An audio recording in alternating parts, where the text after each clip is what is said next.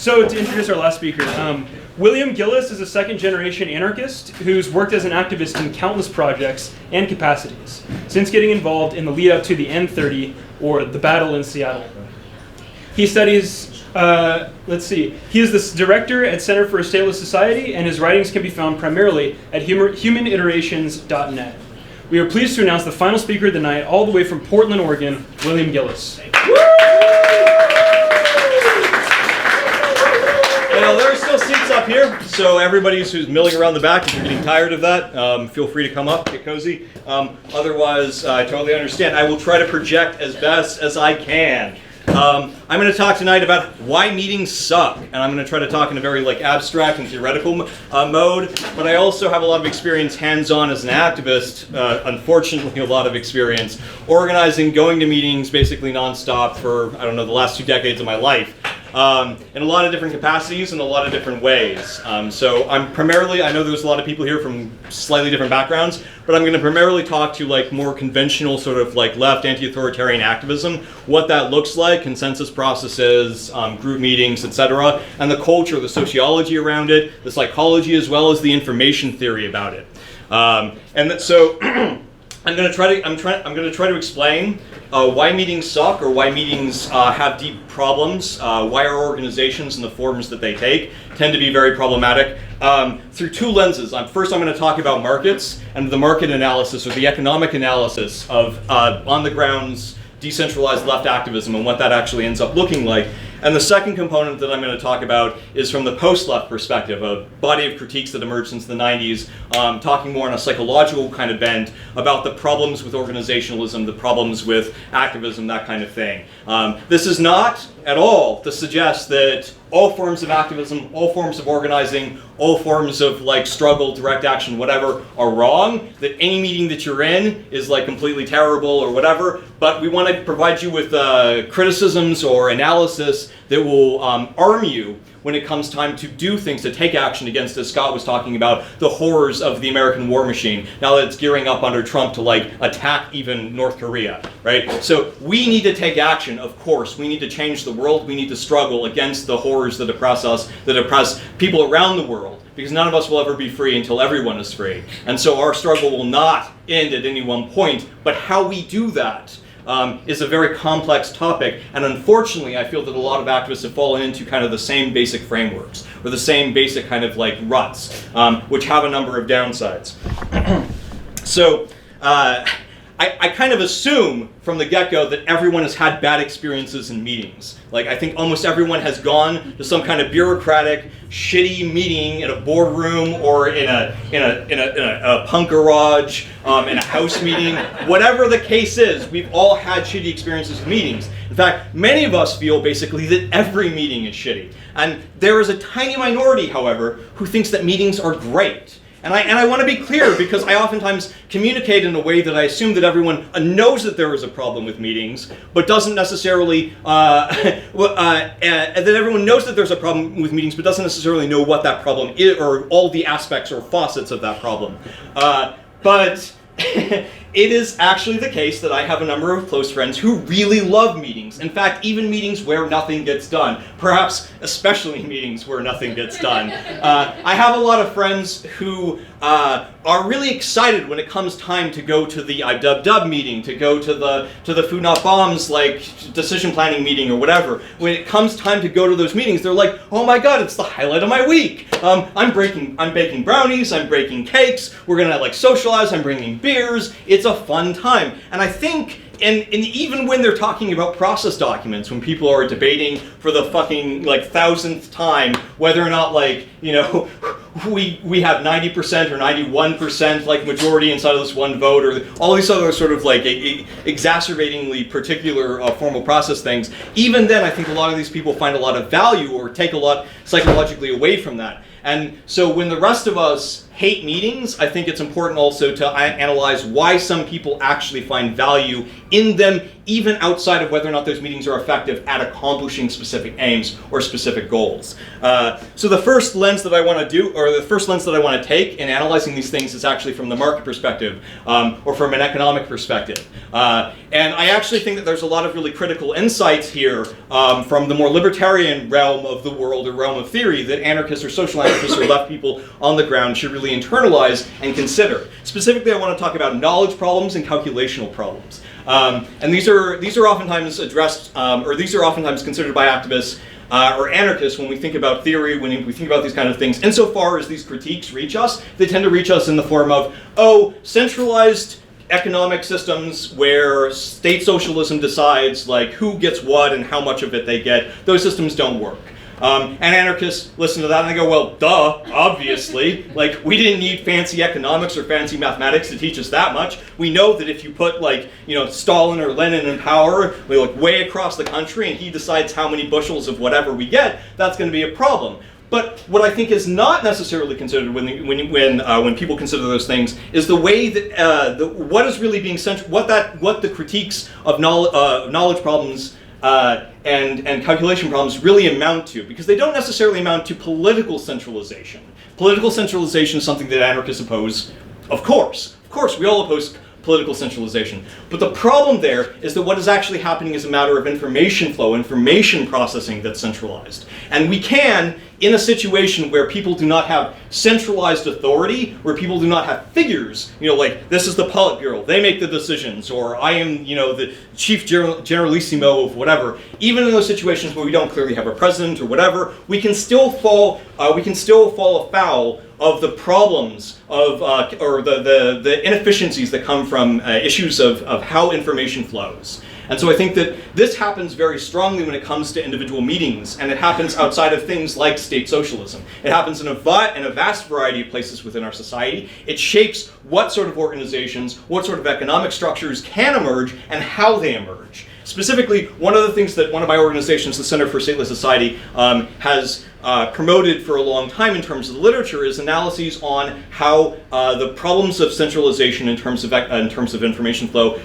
knowledge, and the processing of that information apply to situations like corporations, like capitalists, like single private owners who have a lot of material wealth or a lot of investments across the board. How can that single person or how can that single org internalize and consider all the various things that they need to consider? How can they make calculations with regards to all of those things? For some of us, this is really intuitive. We all know that the people on the shop floor generally know how a business runs a lot better than the people who are in the executive suite, right? There are a lot of decisions. If you've ever worked service industry, you've definitely experienced it where your boss comes in and says, oh, we're not going to do it this way, we're going to do it this way, because abstractly, he thinks that that's going to improve the efficiency at which you run the business. But we all know so many situations where that is in fact not the case, and everything will go to hell, and the only way the organization will continue to function is in fact if you break the rule that your boss has now imposed. And so then there becomes a perverse situation in so many capitalist entities where the people on the ground only keep the company afloat, only keep their jobs, only keep basic things functioning by breaking the rules that are being imposed upon them. Right? So that's kind of more the abstract notion of how calculation problems or knowledge problems apply to things like anti-capitalist analysis or things that are far more outside of traditional attacks upon state socialism and centralized planning. But I want to talk about things more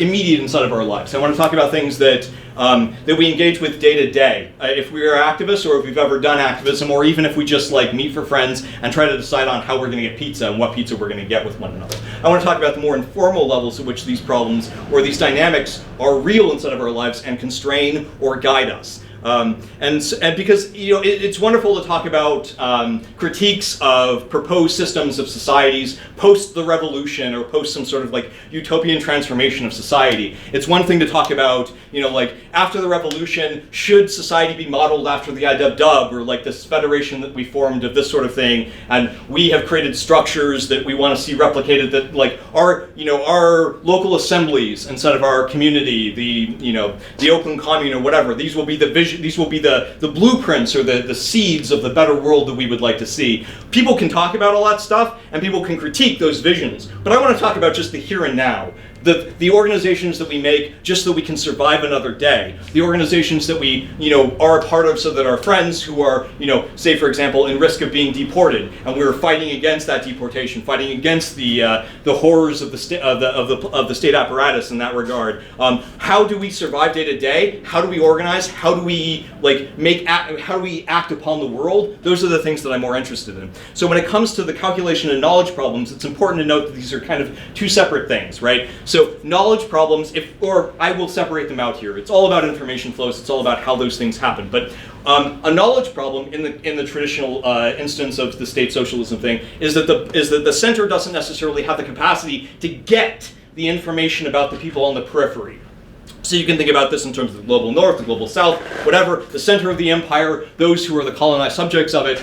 But the issue is always that those of us on the periphery, or those of us who constitute the majority of the people involved, we have experiences that are subjective, that are rich, that are complex, that can never be conveyed in any amount of sufficient detail to those who are at the center, who are making the decision, or to centralization in general. We can't even communicate those necessarily to our lovers. It's hard for us to convey the entirety of our internal experience to someone that we spend most of our lives with. Right? Our rich internals, the subjectivity of our brains, the subjectivity of our everyday life, the complexity of all those things, the entirety of our society is about, in many ways, trying to find ways to express any small sliver of that. Poetry, art, everything that we do is often, or a large section of our society the things that we do in our society are about trying to find ways to get to wheedle our way out of the tiny little pinhole that we have between our minds and the external world, to try to get more out there of who we are, of what we think, of what we believe, and what we desire, what are our fears, our hopes, our dreams, our perspectives, our unique insights into the world, what those things are.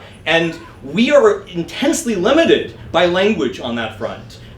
It's not just a matter of the state or the central planner or the bureaucracy or the corporate, HR department or whatever, not giving us a sufficient long form, right, to check box off our feelings or preferences or our feedback on our boss or whatever. We could be filling out those fucking forms for the rest of our lives, and we would never be able to give but a tiny iota of who we are. And so these things oftentimes become huge problems in terms of economic decisions, in terms of political decisions, in terms of things like who's going to wash the dishes even at your local collective house. They become huge problems in many different ways, and you can think of it just in terms of the Gift of the Magi story. I don't know how many, can I see a show of hands, how many people here have heard of the Gift of the Magi? Okay, so not that many. So the Gift of the Magi is basically a story where, and it's supposed to be very oh, it's the holiday season, and this is a matter of self-sacrifice and love, and doesn't it make it feel so much better that both partners cared so much about the other person? But the story is that you have a poor husband and wife who love each other very much. They're a young couple, and the husband has a pocket watch. This is a story from the olden days, so he has a pocket watch. He has a pocket watch that was given to him by his father, has immense emotional and value to him. But he's always losing it because he doesn't have a chain for it. And his wife, meanwhile, has rich, luxurious locks, but they're always getting tangled. There are other things along those lines. And she has pride and she has value inside of that, but she's limited. So each of them, on their own, decide that they will sell the thing that is of value to them to provide an augment to the thing that the other person values. So the guy with the pocket watch sells his pocket watch to get a comb for the wife, so that she can a luxurious comb for the wife, so that she can better manage her hair. And the wife, in turn, sells her hair, cuts it off, so that she can provide a chain for the husband, so that he can attach to his pocket wife. At the end of the story, oh, look at how much they've sacrificed. Isn't that so wonderful? They loved each other truly. But legitimately, they have both been, hurt by this situation. If they had communicated, right, they would be better off. And so, obviously, in that situation, the flaw is that they just, talk to your partners. I mean, goddamn, guys, you don't have to, a gift is not worth that much. But you can see how those sorts of problems with communications, or those limitations when it comes to communication, and the dependencies of one's desires, right? The husband has a desire, or the husband has a valuation that he has upon the pocket watch because of the sentimentality of his father, or whatever, and he has other desires to benefit his wife, etc. But these things are dependent upon in certain ways. Like if he does not have his pocket watch, he does not actually need the chain for it. And the problem that emerges with calculation or knowledge problems in many ways, information problems more generally, is that if we do not communicate efficiently with one another, oftentimes we are left fucked over really badly. And it may be really great that we have this like, warm, fuzzy feeling that we like tried and actually legitimately cared about one another. But at the end of the day, if you don't have material resources, if you don't have material things that you actually desire, sometimes that really sucks. Right? And so there are other things that we need to consider and take into account. And when it comes to meetings, sometimes those things that we want to actually accomplish are like stopping the police from murdering another person inside of our community. And if we spend all of our time locked up inside of communication problems with one another, then that means that we did not succeed in stopping the police from murdering that person. So maybe we had a very good meeting, and maybe it felt really good with one another, and we felt like we were on the same page and we got community, but the end result was another person continued to be killed with no reaction, with no consequences, etc. And so efficiency sometimes fucking matters. And efficiency when it comes to communication matters a lot. In a lot of situations, not just with your partner, but also in terms of how you organize with one another. And it's not as simple as just tell each other a lot of things, right? Because we can talk for a really long time, but the English language has a limited capacity, limited carrying capacity for how much information it can convey over a period of time. I can talk here for hours and hours and hours, but there are some things about my life, some perspectives, some unique experiences that I will never really be able to convey fully to you. There will be diminishing returns, there will be complexities that are not that are not encodable inside of the language that I would give. And even if I could express something over the course of several hours communicating to you, that would still be much more inefficient than it could conceivably be, right? Sometimes it would just be better for me to act in a certain way, to take a certain action, rather than waiting for me to communicate a whole bit of my personal life, my experiences, my unique situatedness within the world to you or to a meeting, to a group of people before, finally the meeting decides, oh, well, maybe we shouldn't do this terrible thing to you. Instead, sometimes it's better for individuals just to take autonomous action based upon the desires that only they know truly that they have internally, the experiences, the insights they only have internally. So that's the kind of thing that knowledge problems and calculation problems apply to. The calculation problem is the second component, where even if you can communicate that information to some center, to even a distributed body, like a collective, or something along these lines, even if you can somehow get out of your brain into words and out to them in some vaguely reasonable amount of time, there are maybe many people who will have to give that feedback, who will have to give that input into the situation, or into the collective, or whatever is having to deliberate upon those details. And so now, let's say that we actually do get out the volumes of contingent or subjective or unique insights or personal life experiences, lived experiences, whatever, and we've actually gotten some of that out or conveyed some of that somewhat efficiently within the meeting. Now we have to balance between all of those.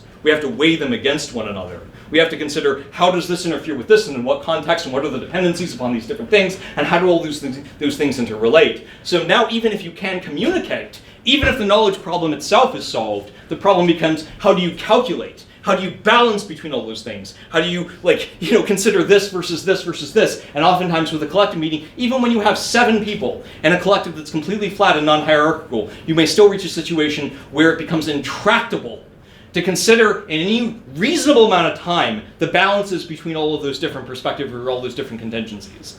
And so that becomes a major problem. So these are all insights from market analyses in general. And I want to be really clear again. Political decentralization is not something that magically solves this problem. Political centralization is oftentimes who we think of as being in power.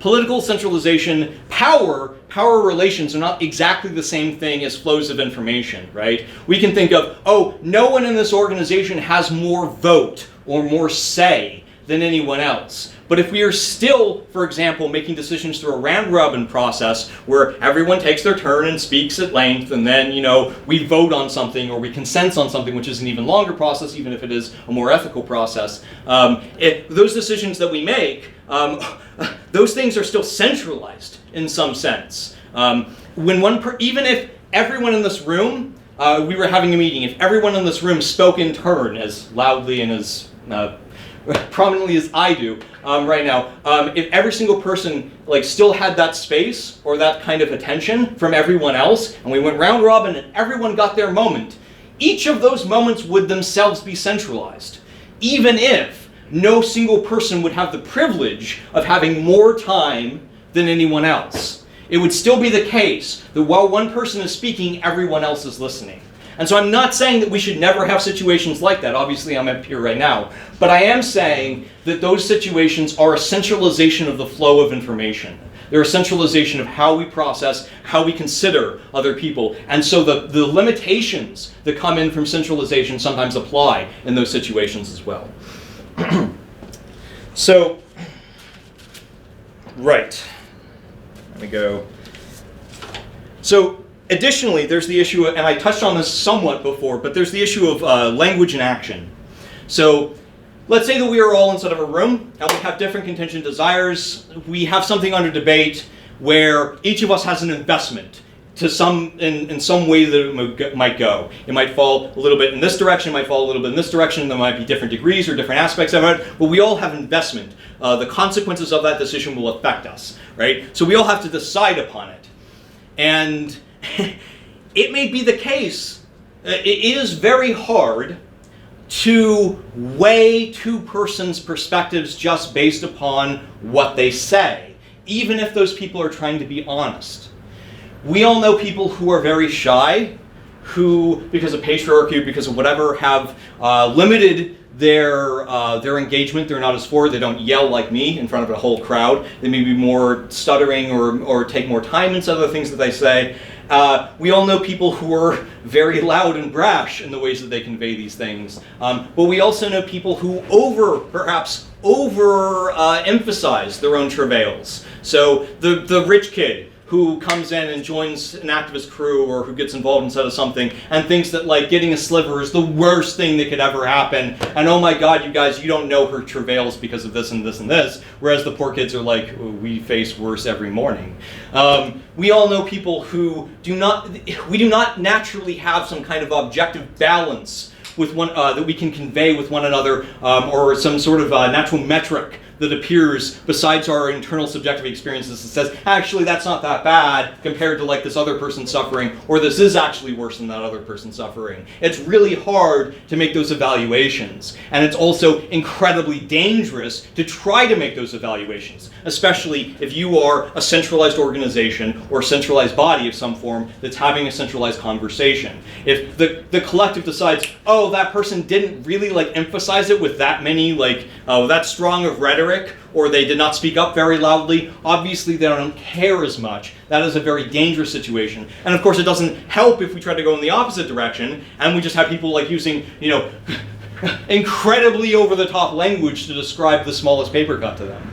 So we have to be able to weigh these things against one another. And one of the big insights that comes out of market anarchist traditions, especially left market anarchist traditions, is the value that comes from autonomous action through revealed preference. So let's say that we have something that we actually can, in some sense, compare between two people. I want this much, and the other person wants the other thing to some degree, but we also have something else that we value. So we can say, how much of that would you trade for this? How much of this would you weight this to in your own experience? And then maybe that both people get something of benefit in there. If you say, for example, okay, we make this decision, but if we make that decision, how much beer should I buy you to make it up for you? How much would you consider of beers if I got my way, how many beers would it take to placate you on that? And the other person might be like, oh, well, how many beers would it take, to placate you? And they might give completely different numbers. And with enough kind of analysis of things that you're trading off against, you can start to get at least some level of at least comparison, or some level of ways to resolve those conflicts. To say, okay, well, actually I will bite that bullet, because buying you a bunch of beers, like that many beers, is totally fine with me. Of course, quantifying these things is not always easy, it's not always possible, but my point is that our revealed actions, the actions that we actually take when it comes down to it, where you're like, oh, so you've been saying that this decision would be the worst thing ever for you. How much would you, what would you be willing to do, or how much would you be willing to struggle, or how much would that cost, etc., for you to do it? And that person might be like, oh, well, actually, I don't really care that much, like, to do something else. I just, in this context, it's the worst thing ever for me. So those comparisons and those autonomous individual actions are really critical to being able to cut through, even when people are trying to be honest, the intense differentiations and subjectivity that we have between us. Another thing that's important to note is investment.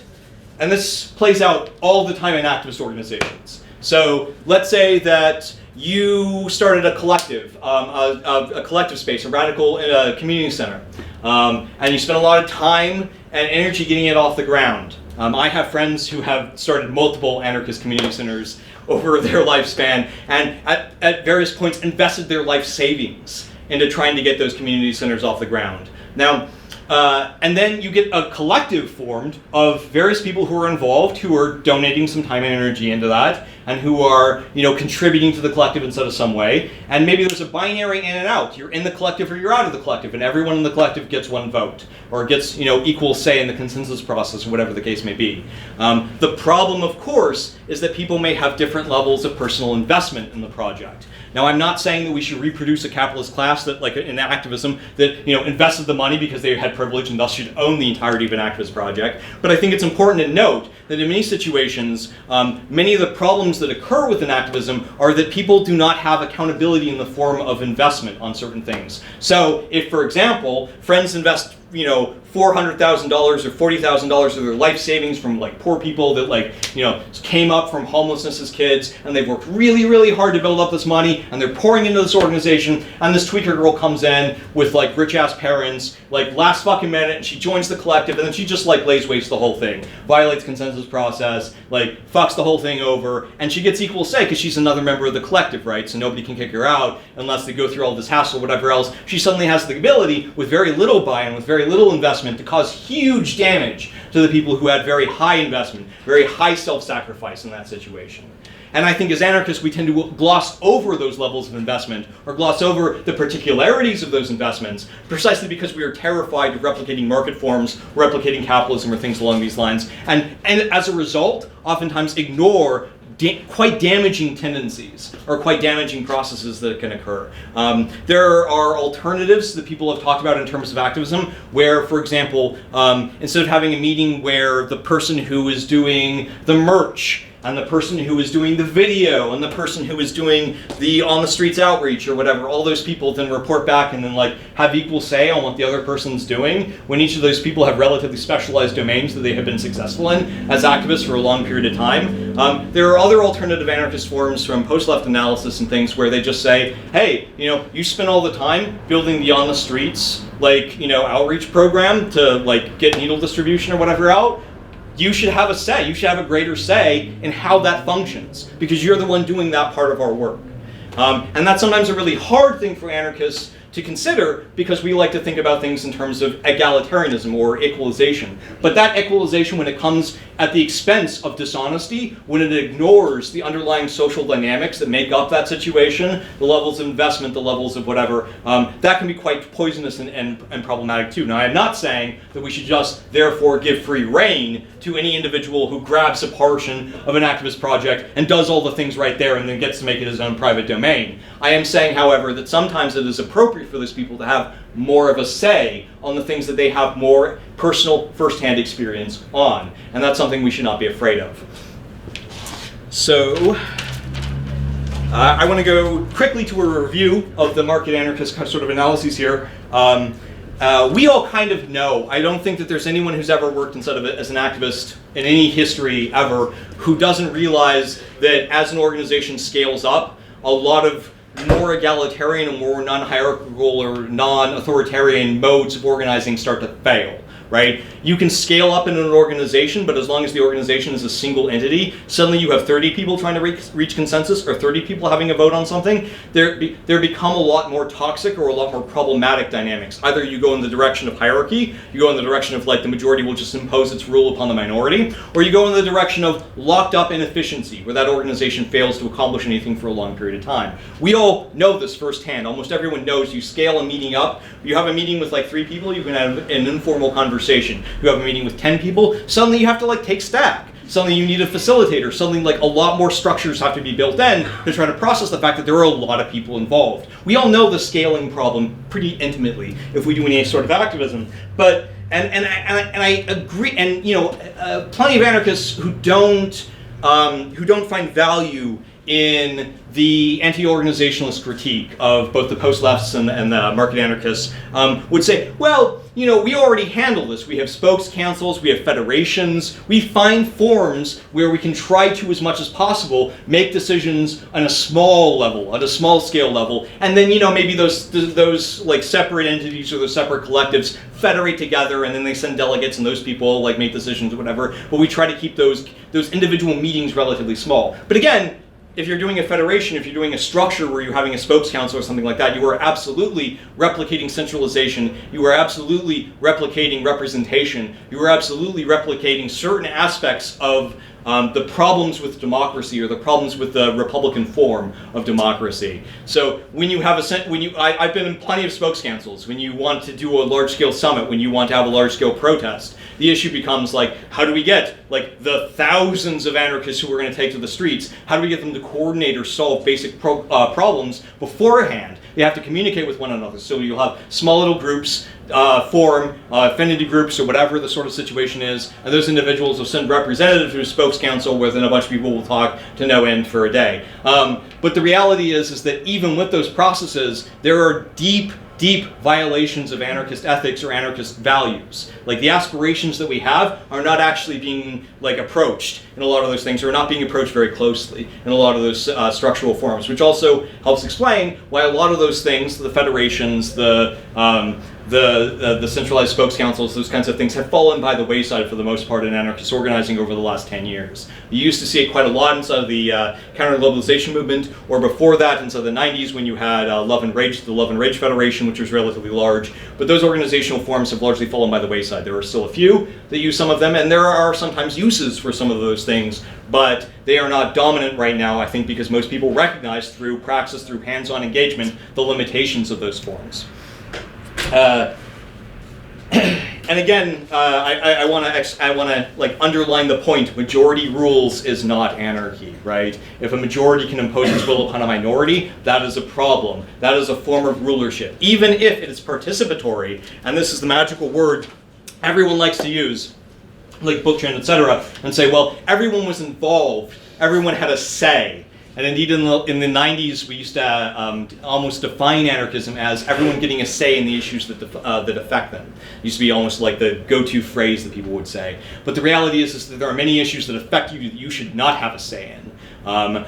For example, it will affect me quite a lot if a girl that I have a crush on turns me down. But I don't get a say in whether or not she finds me attractive, right? Like, that's not something that I get to veto, right? So there are many things that you should not have a say in because of individual autonomy, because of the recognition of individuals as agents. It's very positive that anarchists have turned to consensus process in the sense that it valorizes individuals always having the ability to opt out. But I think what fails in the standard consensus model that has become almost hegemonic inside the anarchist milieu is that there remains a kind of organizational specter that haunts us, that impresses upon us the need for organizational stability. For we should still maintain the organization. Yeah, sure. Ideally, you have the right to leave at any one point. That's ideally what a block is supposed to be. A block is supposed to be, I block this because if you do this, I will leave this organization, or I am going to be starting down the road, so you need to know that right now. And then we have that conversation in deep attention to the personal freedom of association that individual has in that situation. But nonetheless, I can't tell you how many times organizations, even with consensus process, run ramshot over other individuals or individuals involved in that process because they're like, oh, I really disagree with this, but you know, it's really important for the organization to persist, for the work that the organization does to continue to flourish. We can't challenge that. And this oftentimes comes to play when it's talking about things like rape culture. So there are plenty of left activist organizations that have had people in power or people who had strong social capital connections within the people who were within the organization. And of course, it's not just the left, this is fucking everything. But you know, focusing specifically on the left, which thinks that it should be better on this front, those individuals have oftentimes been called out, and then nothing happens. Individuals will say, well, we've got to preserve the organization. We've got to preserve the good of the work that is being done by the group. We've got to, this person does a wonderful job, or if we, okay, this person's bad, but if we were to cut them out, then their friends would leave, and things would shatter, so we're really not going to press the issue. And what happens there is basically a stepping back from the value of individual autonomy, from the value of individual freedom of association, and a starting to, like, in our own minds, voluntarily, every single person involved starting to privilege the organization above the individual. And we've watched this play out again and again and again. There are many organizations I could choose to name and fucking bring to the fore here. But yeah, and social capital, there's other dynamics. If it causes a problem or a challenge to the organizational, the institution's persistence, then we throw up our hands and we step back. And that's a terrible approach. So I'm going to try to talk about the post-left critiques of this, more the psychological dynamics at hand, and then I'm going to get to some alternative forms. So, before I do that, actually, I want to talk about why individuals should think and act for themselves. And I think that this should be like a really basic level thing that all anarchists should have down, but somehow it still needs saying occasionally. So I will say it, and y'all can tune out for a second and check Twitter on your phones, but I'm going to say it nonetheless. So, agency is conscious reflection, right? You're not just a billiard ball. You don't just get inputs from the outside external world, somebody punches you and you move on to the next thing, right? Agency is reflection. You have internal models of the universe, of the world around you, of your relationships with other people, etc. And you have your vast panoply of subjective desires, of preferences, of hopes and dreams and perspectives, etc. All of those things together, those things have to be processed through before new inputs or new causal things from the outside world get turned into action. And if you don't consider those things, you are not truly having agency because you are not considering your actions. You are displaying no choice. You're making an instinctive response. So choice is important here because, or that's what choice is. That's what freedom is, the ability to act. And yes, you have the capacity to diminish your choice. You always have the capacity to get a gun, blow out your brains, or sign. You could conceivably sign a contract to sell yourself into slavery. Now the question here is whether or not that contract should have any sort of legitimacy. And there are a group of people, the worst people on the fucking planet, or near the worst people on the fucking planet, who believe that once you sign a contract, selling yourself into slavery, you are therefore sold into slavery and everyone should continue to, and if you run away from your slave keeper or slave owner, the rest of society should assist the slave owner in recapturing his lost property. That is fucking absurd. That is completely a violation of individual agency, of the values of anarchism. Anarchism is about continuing to have agency over time. And I can say terrible things about myself tomorrow, right? I can be like, tomorrow me is an awful person, blah, blah, blah, don't trust him, put him in chains. But that does not make tomorrow me it does not make the chaining of tomorrow me any better, right? The person that I am in the future is in many ways an agent separate from the person that I am right now, and their agency should be respected as well. Agency needs to be respected at all times, and this means that if like shitbags like Hans Hermann Hoppe or whatever fucking get their way, and we can, or Walter Block and fucking like, we can sell ourselves into slavery and those things are like actually present instead of some horrific like ANCAP dystopia. If those things are to happen, then we as anarchists, our values are helping those people get free. And that means giving them guns, helping them fucking shoot their slave owners, whatever, even if they made some terrible decision, you know, years before or a day before selling themselves into slavery. You always have agency and you should always exercise that agency. And even if you start to think that it would be better for you to obey, because you have some sort of ethical obligation because you signed the contract before, that you should deny any future consideration or choice or agency in those situations, that itself, that psychological tendency, is a wrong one. And as anarchists, we can say that. We can say slavery is bad, right? We can say that the choice of a person to submit, to remove their agency entirely, is a bad choice. That does not mean that we should, of course, deny people the freedom to commit suicide or forcibly take someone out of a situation that they consent to. But we can, in fact, tell them, that's bad thinking. Right? Anarchism is about enshrining agency every step of the way, every moment of our lives. And in particular, this means not giving up that agency to some sort of collective entity like a democracy, like some sort of majoritarian voting body. We may have agreed to be members of the organization, we may have agreed to join it, to participate inside of it, to do the work alongside it, but that does, and we may have agreed to consider strongly the opinions and the perspectives of the other people we're working alongside. But that does not mean we should completely surrender our capacity to as agents, consider and have choice in those actions. And that means that we should always center our freedom to disassociate in every situation. All right, so I want to get more in-depth to the post-left critiques of organization, specifically the psychological critiques, because as I started this talk out, I talked about how there are a number of people who really like meetings. There are a number of people who think that meetings are fucking fun, that they are the apex of their involvement inside of politics. And while there are serious downsides to meetings and to organizationalism and these specters that we continually turn back to, that does not say that they do not have appeals. That does not say that they do not have utility. It does not say that they do not have a resonance with a lot of people. They certainly do. And so it's worth mapping out what those resonances are, or what those things are that continue to keep people using the same form of organizations.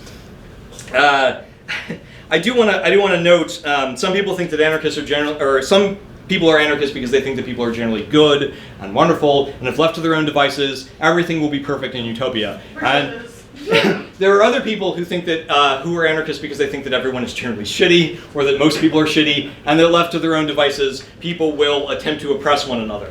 I'm definitely on the latter. I think the reason that we should be anarchists is precisely because people are shitty. You cannot trust them to be in power. Right? You cannot trust them to rule over you or to rule over other people. We should, as much as possible, try to block means of domination in our society. We should, as much as possible, try to block means of domination, control, subjugation, etc. in our day-to-day lives, in our day-to-day organizing, or our day-to-day actions.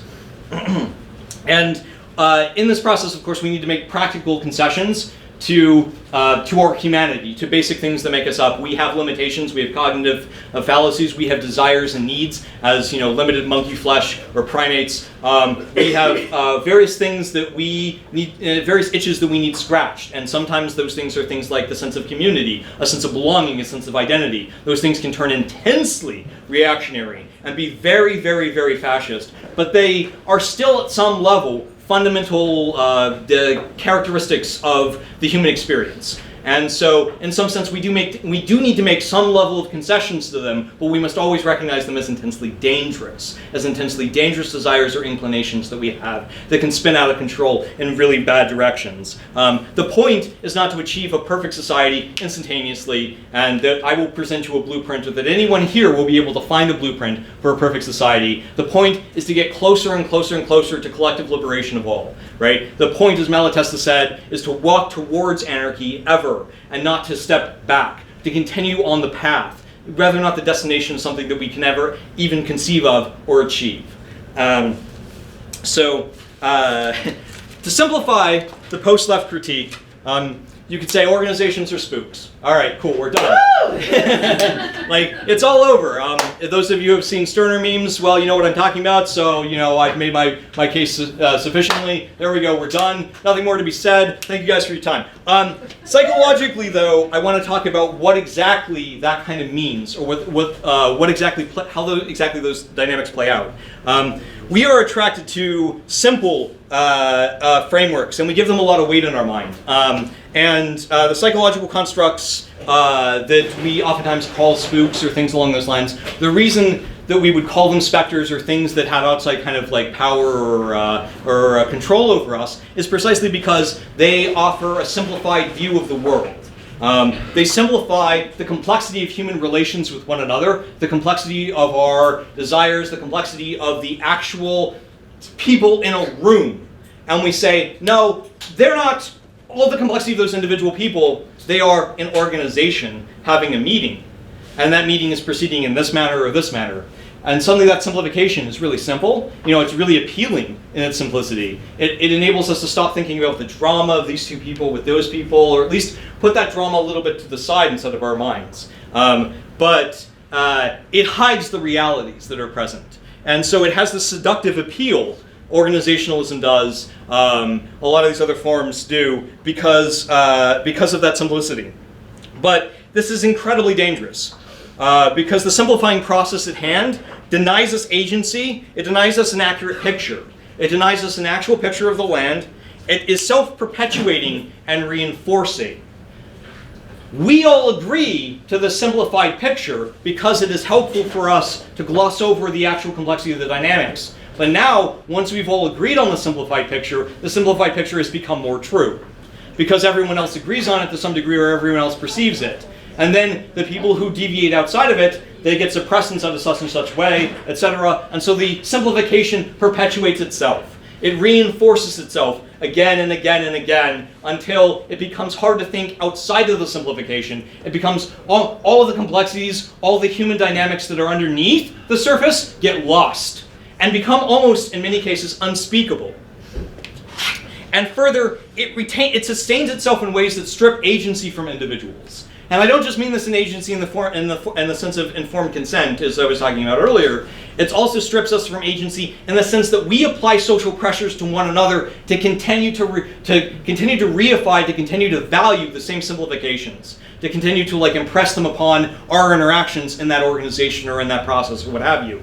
The person who deviates from the process gets punished in some way. There is a social pressure. There is a kind of there are many myriad ways in which social sanction applies itself to suppress any deviation from the established rules or the established myth of the collective entity that we are participating in. And so all of this happens, all of the simplification, it happens the moment that we talk about there being a group. That it's not like me, Jose, Anthony, Sarah getting pizza together, or smashing a cop's face in, for whatever the case is. It's no longer. It ceases to be that, and it starts to be we are a group, we are an entity, right? And that's the moment that these processes, these simplifications, these suppressions of our agency start to come to bear. But there are other things that are a process or that are part of that too. One component is formal process. It's one thing to say that we are a group. It's another thing to establish a formal process of how that group makes a decision. So that formal process may be an elaborate process document that says the secretary of something can object to something in such and such situations and blah, blah, blah, blah, blah, and has to have a triple majority in the case of the board of directors, blah, blah, et cetera, et cetera, et cetera. But it can also be things just like the notion of democracy. We vote. Or it can be inferred notions or inherited notions of what consensus process looks like.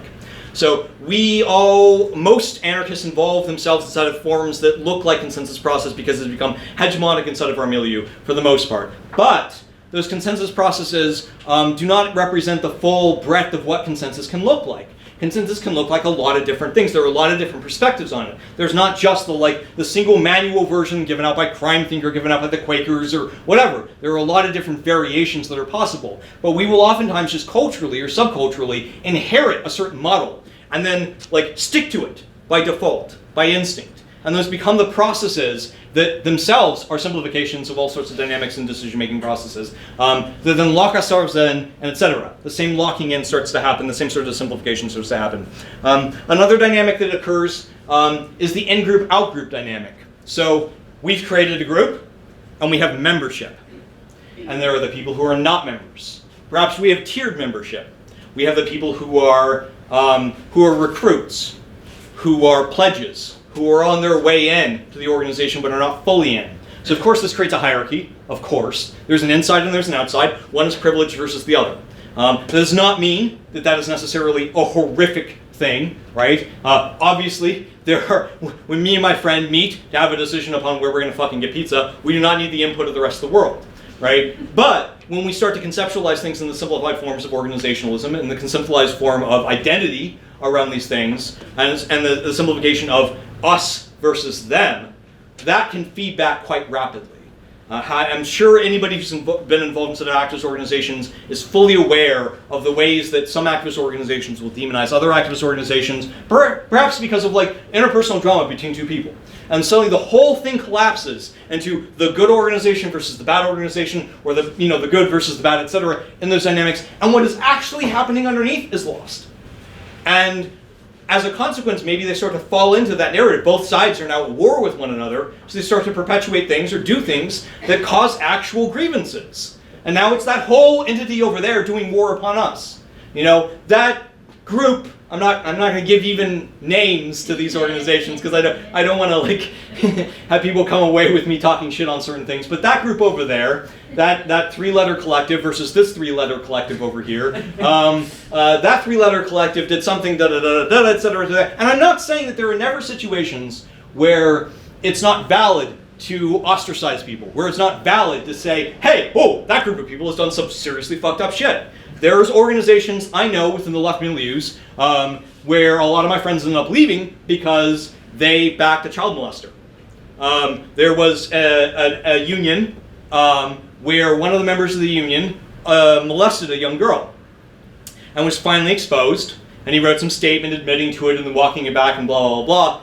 And the majority of that union said, actually, no, he's fine. We can keep him at public events, blah, blah, blah. He's not a threat. Actually, we got to go through, it's about restorative justice and blah, blah. And they discounted the immense threat that person faced to other people, and also what that symbolized, what that signified and communicated to everyone else. We will protect this person. We will not protect people who are abused by that person.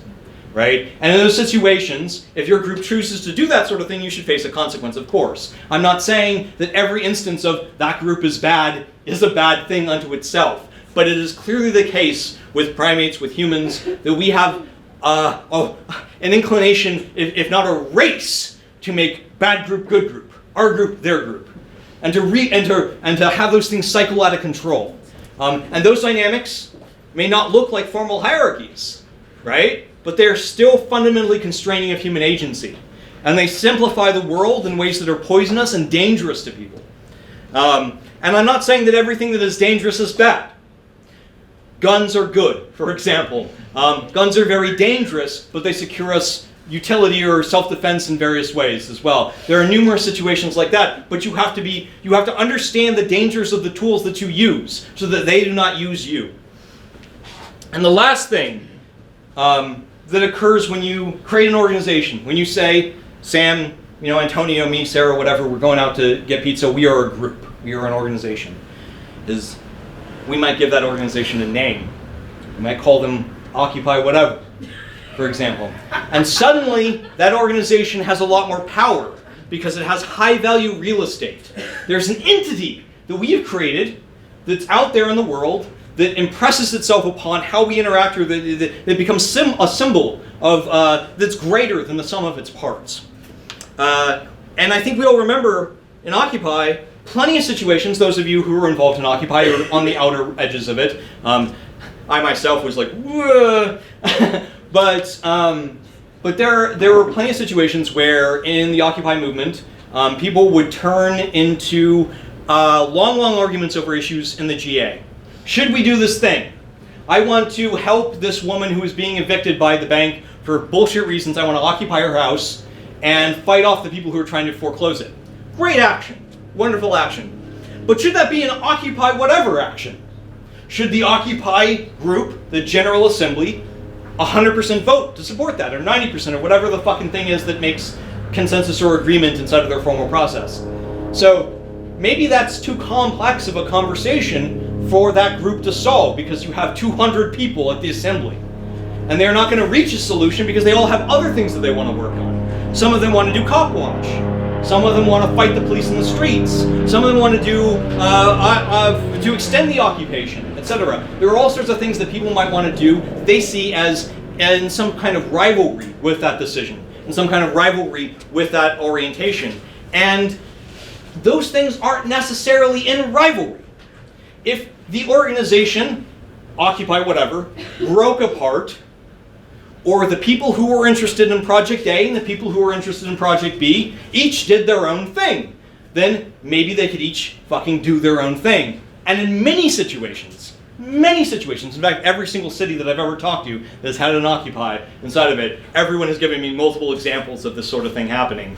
In every single one of those situations, rather than separating and doing the things by themselves, people got bogged down in endlessly fighting and hating one another and getting drawn out into huge, inefficient processes trying to decide what the organization would do, what Occupy whatever would give its brand name to, so that when the same 7 people who were going to do the action anyway, because it's not like the other group was going to join in, the same 7 people, when they do that action, because of the vote, now that action is an Occupy whatever action. And you might think, why does that matter? Why would anyone waste all of their time doing that thing? But of course, the narrative, the simplified narratives of the group, the identity, the brand of the group, have a power. They have a kind of value that rings more than the sum of its parts. And the moment that you create high-value real estate within a group, it doesn't have to just be the name of the group, it can be the resources of the group, right? It can be like, we have this list of friendly journalists, and we've kept it on a secure server somewhere, and only the people on the in-group know about it, or like whatever. We have to vote as a group before we allow anyone access to that list or whatever. Or it could be something along the lines of, we have a car that the group as a whole was donated, or whatever the case is. There are oftentimes situations or things that become assigned as the collective property, or the collective characteristic, to conflate those two wildly different ideas, of the organization itself.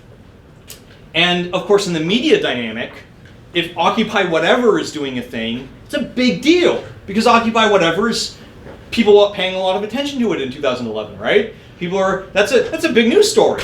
But if just Joe Blow and his friends are doing it, maybe it's not that interesting. So instead of trying to, in every situation, build up the importance of the situation, or to start afresh in terms of utilizing certain resources or whatever there, or building a new reputation for the individual action, people, because there was this entity, because they were Occupy, because it was the organization in some sense, people fought viciously to seize control over that brand, seize control over those resources, and direct it towards their good. Now, 100%, Occupy doesn't have to be politically centralized, right? There does not have to be a centralized president or executive of Occupy making those decisions. But Occupy is nonetheless effectively centralized, even though its discussion and decision-making process is completely flat, right? Everyone can participate, but it is nonetheless centralized because there is Occupy whatever. And Occupy whatever is not splittable in that sense. It's a single concept, a single group, a single entity, a single agent in some abstract sense that provides a certain narrative. And God fucking, damn you if you try to like deviate or abandon control of that narrative. So we create high-value real estate unnecessarily, some of the time, when we create organizations, and then as a consequence, everything has to go through that organization. You may perfectly well be like, well, look, that person's a shitbag. I don't want to have anything to do with them. They were patriarchal in this dynamic. They did whatever. Fuck that person. I don't want to be a part of this organization. And you may want to disassociate. But what if that organization has resources that you need in order to do the other thing that you're doing that helps a lot of people, right? The centralization of the resources of that organization into one auspice or under one umbrella can be really dangerous unto itself and can help perpetuate the organization. So what ends up happening is the person who ultimately was like, oh my God, but he's such a shitbag to such a level I have to leave because I just can't be in a room with him, or because I'm getting trauma or flashbacks or something like that, that person leaves and the organization persists.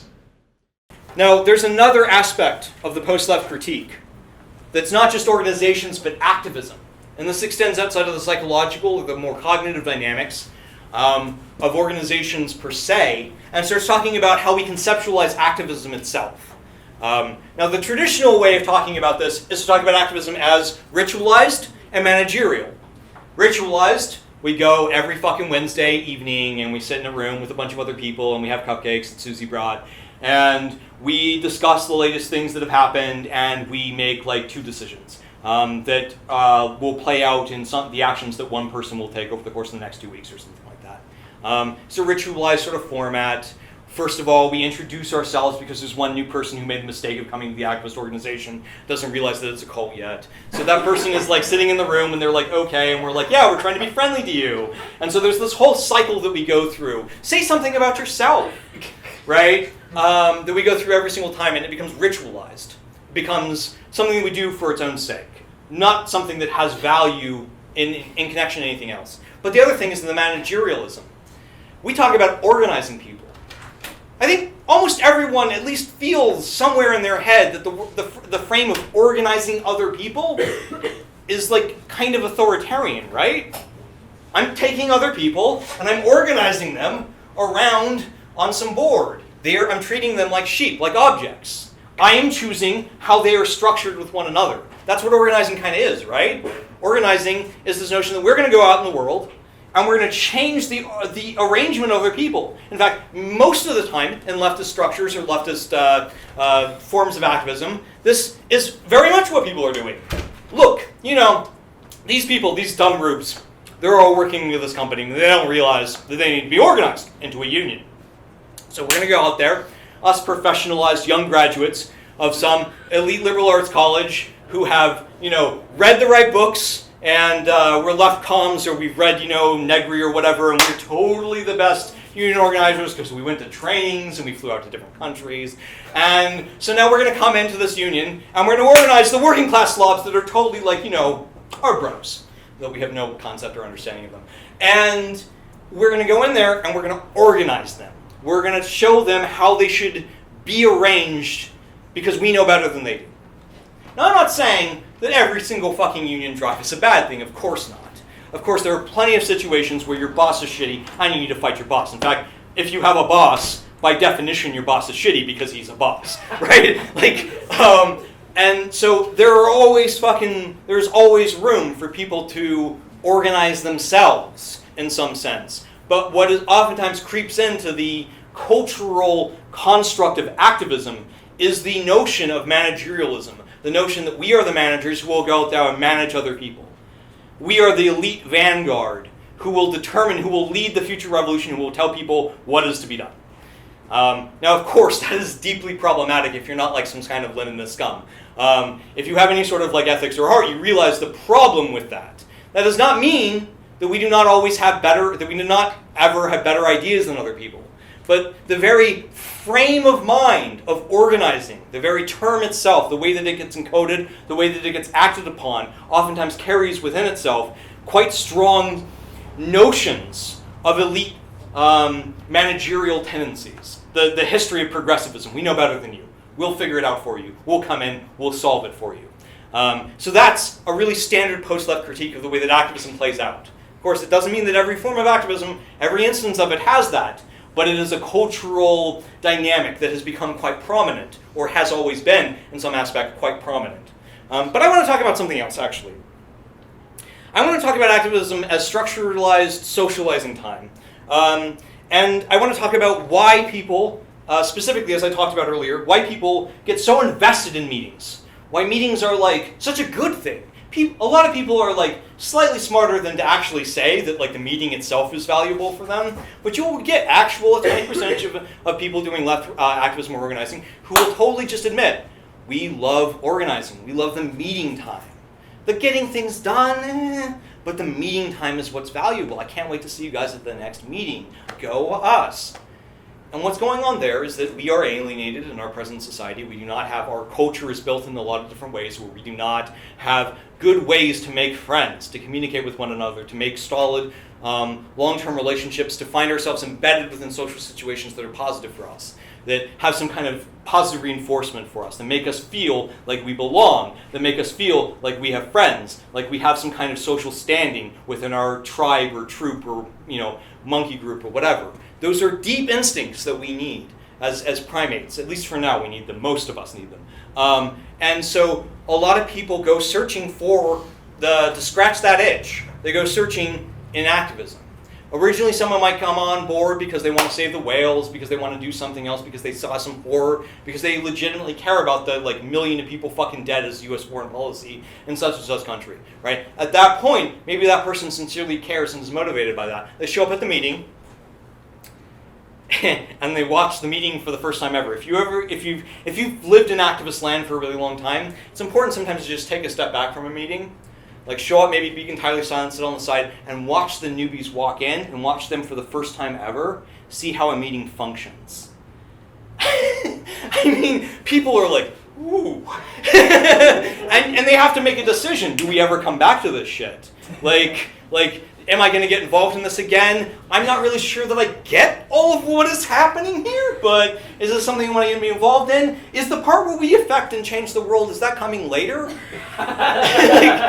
that just not today's meeting? That's next week's meeting. Oh, okay, well, at some point, people are going to at some point, people have to process the fact that the activism that they're working on most of the time is not very effective at accomplishing the ends that might have initially motivated them to join that organization. That's not always the case. There are organizations that do great effective work, etc.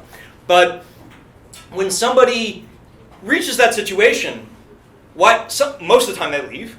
You look at on a campus politics, we're the Peace and Justice Coalition, we're the Anti-War Coalition, we're the Anarchist Left Coalition or whatever. And you look at those organizations and people come through them and a lot of them just leave. But the people who stay, they stay for a couple reasons. Some of them because they're just fucking idiots. And they have the naivety to believe that, okay, this sucks, this is terrible, but maybe it's the only game in town, and I gotta fucking work through it, and I wanna make a difference, and I really care, and this is the only thing available to me. And so, fuck it, I'm an idiot. I'll just fucking continue to bash my head against this, because I've gotta do something, and God bless those people. But a lot of people will stay because they realize, oh, I came here to change the world, but the positive thing I got out of this was a crew of friends, was a crew of people who might be friends, was an identity, was a feeling of belonging, was a feeling of warm fuzzies, something. I got something different from accomplishing the goal that I originally wanted, and so, fuck it, maybe I'll come back for that. And the goal, it's still good, I still want that, but I really want the warm wuffies of feeling like we all know what we're about, and we're on the inside, we know, I'm tied with you, right, we're gonna be friends, cool, welcome to campus. And that's the thing that people continue to stick with activism over. And we see this in punk communities, we see this inside of all sorts of subcultures. People like the subculture, they like the social capital, they like the sense of association with one another, more than they like accomplishing the end goal. Now, I'm not saying that that's the most horrific thing ever. People are limited, people are frail, people want things that aren't just the abstract ideals. People want to get laid, people want to have fun with friends, people want to belong, people want other things. We are limited creatures, and part of freedom is embracing some component of that and letting people scratch their desires, letting people engage in set of different ways, even if some of those times we have to resist those desires. We have to resist some of the things that may be abusive or may hurt other people. But nonetheless, activism as a project, activism as something that as a subculture, as a ritualized form, is shaped in no small part by hungers and needs that we have for community that are implicitly the actual goal of the organization.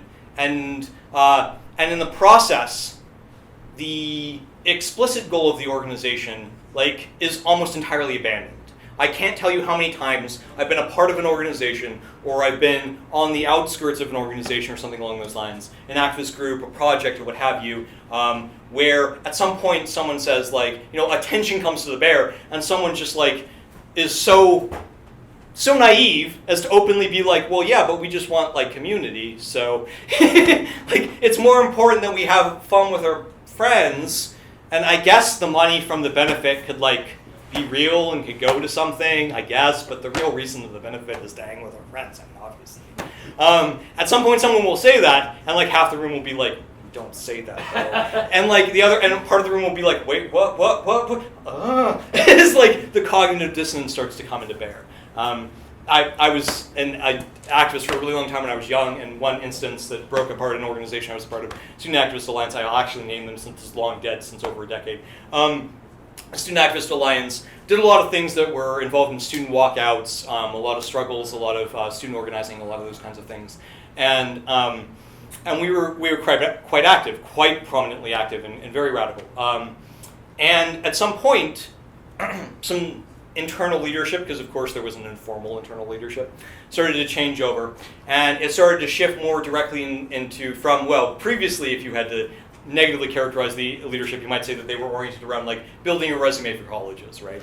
And then later, the secret orientation started to be, we're friends. We should have, this is like, I've been in high school for so long and I don't have friends, and you guys are like friends with me, and I gotta learn all these new things like dumpster diving and drinking kombucha. Like, this is great! I've got like a thing! I've got people! And so the work that had been done started to be abandoned, and instead, at some point, all of the other projects went by the wayside and one project remained. We're going to be a radical prom.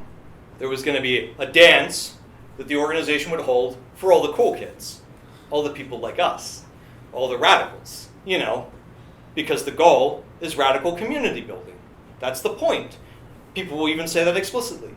What was the point of, like, you know, fighting this or fighting that? Whatever. The point was to build a community.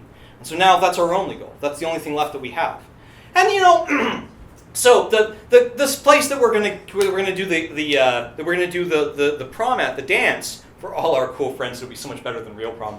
The place that we're gonna do that dance at, they say that we have to hire private police to secure the event, and that we need to make liaisons with the actual cops that we're supposed to be fighting, in order, just minor point, in order to actually run the event, in order to actually have the space. So we have to pay private goons who like murder homeless people to fucking police our private little shindig for one another. And like half the fucking group was like, well, yeah, sure, I mean, of course. and there became this like real screech halt moment where like other people were like, aren't we opposed to the cops? Like, wasn't that the goal? And it became entirely lost. The organization split apart, basically. The prom never really happened to some degree. There was a lot of hostility, etc. The whole thing kind of fell apart. But that's the sort of thing that plays out again and again and again. Activism becomes performative community. It becomes ritualized community. It becomes a way that we can build friendships, ways that we can build belonging, identity, etc. Scratch those deep urges that we have. And those deep urges, because they're unexamined, because they're not centered, because they're never spoken aloud, they're allowed to run ramshot over everything else. And I think an important thing to note in all of this is that activism itself is fundamentally about socializing, or almost entirely about socializing. There's an old statement that somebody used to have, which was that 90% of activism is knowing people. If you need to accomplish something, you need to know people. You need to know people who are associated with the space that you're going to have an event at. You need to know people who are associated with the organization that you want to collaborate with. You need to know the provost, the dean, etc., whatever the space is that you're operating within, the coalition of poor people's workers, whatever over there, the whatever, etc., etc. You have to know those people and you have to have communications with them. And if somebody comes into an organization and they're new, and they're like, yeah, I want to save the whales, or whatever the fuck their thing is. I want to kill all cops, whatever their thing is. And they come into it with that perspective. They sit down at a meeting, and they're like, what can I do? And people are like, oh, you can talk to this person. I don't know that person. You can talk to this person. I don't know that person. That's like the majority of what activism actually is just knowing people and having those conversations. And so if you don't have that social capital, if you're not in the know, and the people who are in the know very rarely will be like, oh, meet and greet. Here's some random person who came in off the street and joined the activist organization. I don't really know them, but I'll give them all these mutual friendships. Almost no one will do that. And, kind of reasonably. You don't take everyone off the street and introduce them to all of your friends. But as a consequence, the people who have those social connections, they become the center. They become the people who can direct the organization to the way that it flows. They can control a lot of things. And there become these classic tensions where, oh, what did you do? Well, I did the babysitting and I washed the dishes and I made the food. Okay, yeah, but that's not like real activism. Like, I went out and I talked to these organizations, and that's just like the grunt work, right? And we devalue that organization. Of course, there's patriarchal dynamics in the specific examples that I gave. And then there are borderline things. There's things like writing. Writing can be incredibly shitty. Try to wrap it up, I know. Writing can be incredibly shitty. It can be incredibly seen as low-value labor, or it can be seen as incredibly high-value labor, because writing is representation.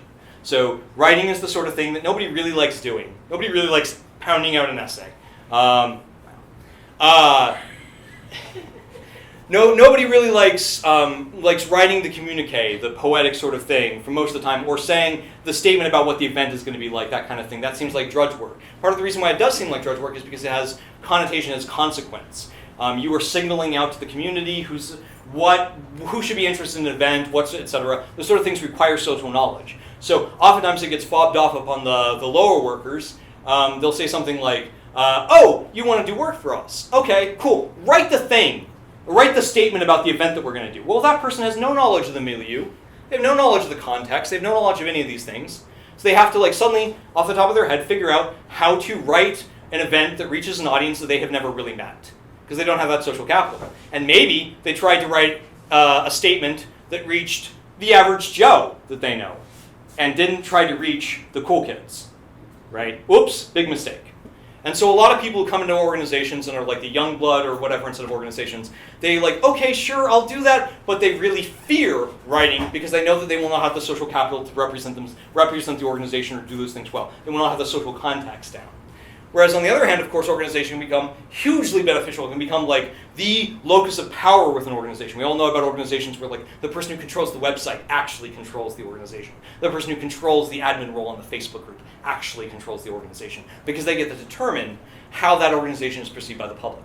The person who writes the communiques gets to send little signals out to these groups that we're cool with you and we're not cool with you. So they determine how the organization works. So I'll try to speed this up quickly, but blah, blah, blah. Okay. I'll try to rush to some sort of conclusion. And of course my conclusion is that having friends is illegal, and if you ever make friends, find anyone else making friends. Hear tell of it. Immediately report that to your local anarchist cop. We want to make sure those people get arrested right off the bat instantaneously, nothing untoward starts happening. Friendship is of course bad and should never happen. Allison knows what I'm talking about.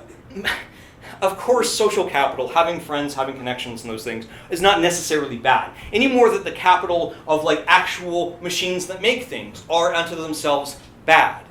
The point is, of course, the relationships and the embeddedness in which those things take place, and the dangers that can happen when one person controls all of them, or control starts to occur where some people have more presence. And there are feedbacking loops where they use their control to gain more control. They use their capital to gain more wealth. They use their social capital to gain more social capital in ways that exclude other people.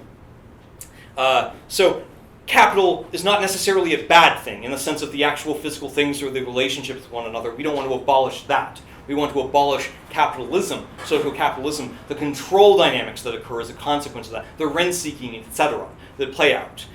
We want a world of maximum wealth. We want a world where people can have friends, where they can scratch those issues, where they can feel like they belong, where they feel like they have a wide network of people that they can relate to and associate with, etc.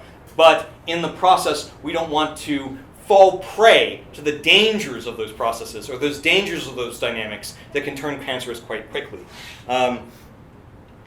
Right. So I'll try to quickly summarize some takeaways that are more positive, because I've said nothing but negative things. These will actually be quite negative too, but they'll be less negative. So I think it's important to talk about what happens, or why do people form organizations even when they know that organizations suck and they hate all these things and they've seen them 1,000 times. I have been talking shit on organizations for a decade and a half, while still organizing and in organizations. I love to be the crotchety guy in the back of the room. But one of the things that I would often say is this thing that we're forming an org about, that we're having meetings about, etc., it could just be a collective document. It could be a wiki, it could be whatever. That's all it needs to be do. We just need to assign different things and talk that out, and that can be done without even meeting face to face with one another. Why don't we just do that? And then we don't have to ship people in and organize babysitting for some people, or even worse, not organize babysitting for some people, so we can exclude the parents present, etc. why don't we just use a collective document? Why don't we just do this over email? Why don't we just do this over this? Why don't we have a blockchain or whatever, right? There are other things that we could utilize. Now, of course, the problem with that is that we are still primates. We are limited in a lot of really strong ways. And we are limited in the sense that if, for example, we say, oh yeah, I'm totally going to do that. If we don't face social pressure, we may not actually accomplish the thing that we want to accomplish. We may not actually do that thing because we need to actually say before other people, yo, like, I'm going to do this thing. Hold me to account if I don't do that thing. So sometimes it becomes the case that we really do need to utilize some of the pressures, some of the really kind of counter-rational tendencies in order to deal with the fact that we ourselves are not entirely rational. But we, of course, we need to be cognitive of the dangers that occur with those things. And so there are, of course, non-organizational forms, individual insurrectionary attacks upon things, punch your local rapist or something. Like the individual things like that may make the world a better place. There may be specific things or specific strikes that a person can take that can improve the environment or improve certain things. You can develop an app, maybe by yourself, and embed that into the world. There are a number of situations you can strike, you can have a new insight, etc. There are different things that individuals can do to have an effect. And sometimes they can collaborate together in ways that don't look like an organization. It can work like a loose, diffuse network, etc. We can utilize like fourth generation warfare, those kinds of like dynamics that allow for decentralized leveraging of power against other people. And I wanted to say fuck federations like NEFAC, SDS, and DSA, but you know, so I'm actually going to name those organizations to fuck them. But for pragmatism, I think the solution is to have clearly defined projects. We need to like not create organizations with unlimited scope, with unlimited mission, with the possibility of mission creep. So like, why'd you create this organization? This organization is like the anarchist organization to do good things. Okay, so that organization's never going to die. Or when it does die, it'll be like catastrophic, right? And everyone will hate one another and all of the like dirty laundry will come to the bear. Like instead, if you're like, look, we want to create a community space in this building with these number of people that accomplish these things and these are the points of unity. These are the explicit goals of the organization. And at any point in the process, if somebody deviates from those explicit goals, those very concrete definitions, those very concrete mission statement, et cetera, sort of things, then, okay, everything's gone. And we need to be very, very explicit about those things. And there's so much more I wanted to say, but I will try to wrap it up by saying that the big takeaways should be that something can be explicit without being codified.